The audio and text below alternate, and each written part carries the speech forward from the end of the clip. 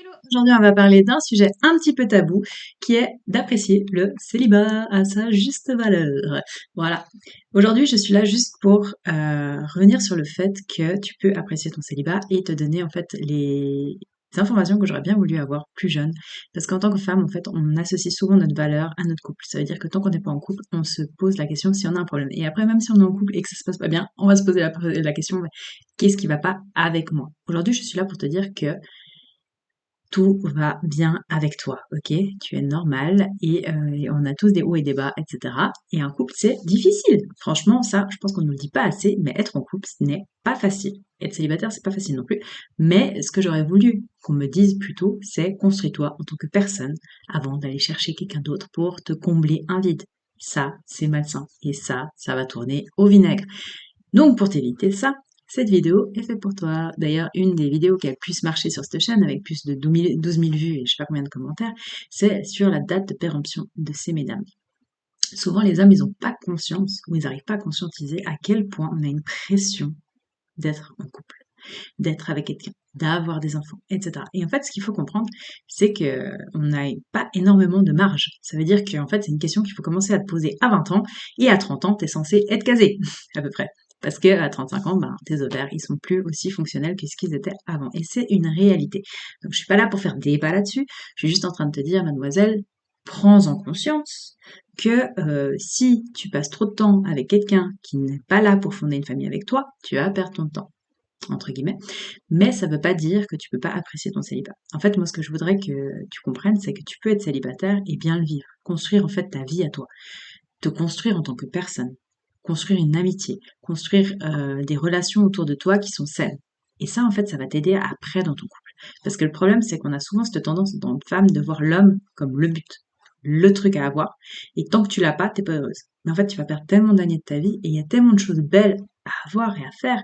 Moi, j'ai énormément voyagé, j'ai adoré ça, j'ai pu vivre en fait mes expériences en tant que personne seule à l'autre bout du monde, ce que peu de personnes font, avoir des amitiés qui sont vraiment mais ultra développées. J'ai des amis, ma meilleure amie, ça fait 15 ans qu'on se connaît et on est toujours aussi proches et c'est ça qui est assez dingue. Mais si peut-être j'avais eu un copain tout ce temps-là, peut-être que notre amitié aurait été différente parce que j'aurais eu moins de temps, j'aurais eu d'autres priorités, etc.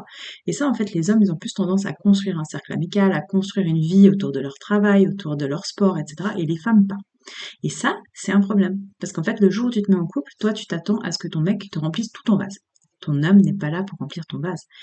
Ton homme, c'est la cerise sur le gâteau. C'est pas le gâteau. Le gâteau, c'est toi. Dans le sens que tu dois avoir ta vie. Un couple, c'est deux personnes entières, ou en tout cas suffisamment heureuses avec eux-mêmes, qui s'allient ensemble vers une destinée commune. Parce qu'ils vont créer un futur commun d'après les actions qu'ils font aujourd'hui. Donc oui, c'est beau, il faut avoir des projets, etc. Mais en fait, il faut pas que tous tes projets dépendent uniquement de ton homme, ou le contraire, hein, que ce soit clair. Il y a des deux côtés, il n'y a pas que d'un côté. Mais en fait, il faut que ça soit complémentaire et puis pas absorbant. Tu dois pouvoir être bien dans ta vie, bien avec toi-même, sans que ton mec doit combler quelque chose. Et ça, on nous l'apprend pas. Ça, en fait, on nous dit que si t'es célibataire, t'as un problème. Si tu te cherches, t'as un problème.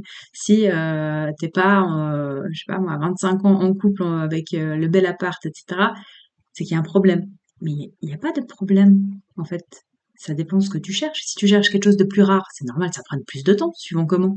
Dans le sens que si tu veux une relation saine, si tu veux ben, avancer dans ce type de relation, et que toi, tu as des blessures, bah oui, ça va prendre plus de temps, ça va te faire plus peur, ça va te demander plus d'efforts qu'une personne à qui n'a pas eu ce cheminement.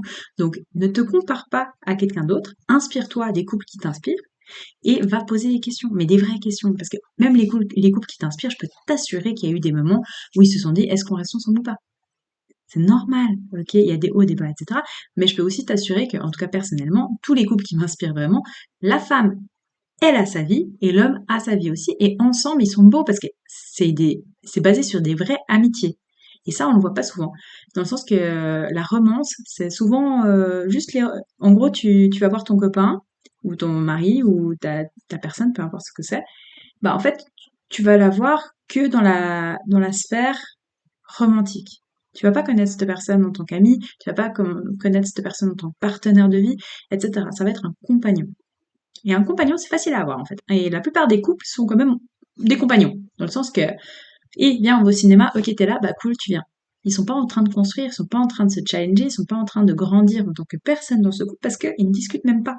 La plupart des couples actuellement passent 3 heures par jour ensemble après le boulot, dont 2 heures et demie devant Netflix et 30 minutes pour préparer le repas et manger. Donc, réfléchissez bien à ce que vous voulez et construisez-vous en tant que personne. En fait, tu vas attirer une personne que tu veux dans ta vie en étant cette personne. Tu veux de la liberté, tu veux être une entrepreneuse, tu veux être sportive, avoir des abdos, etc. Bah en fait, sois-le en premier. Tu verras que tu vas attirer ce type de personne parce que tu vas être dans ce type de style de vie et tu vas être dans ce type aussi d'environnement. À force, tu peux attirer que des personnes comme ça et en fait, vous allez avoir des valeurs communes aussi. Dans le sens que quelqu'un qui fait du sport, bah souvent c'est quelqu'un qui va se surpasser. Donc dans ses valeurs, il y aura le surpassement. Quelqu'un qui est curieuse et qui cherche toujours à apprendre, etc. ou à entreprendre, etc. Bah c'est des valeurs en fait. Et si toi tu as ces valeurs, bah tu vas les trouver en les développant. Donc première chose que moi j'aurais voulu savoir quand j'étais célibataire, c'est que c'est bien, Sarah, de prendre du temps pour toi. C'est bien, Sarah, de te donner à fond dans tes passions. Et c'est super ce que tu fais, de voyager, d'apprendre des langues, de te former en tant que personne, d'aller chercher plus loin, etc. Parce que, ben, un jour ou l'autre, tu vas devenir meilleur, en fait. En devenant meilleur, tu vas attirer des meilleures personnes. C'est ça le but, en fait.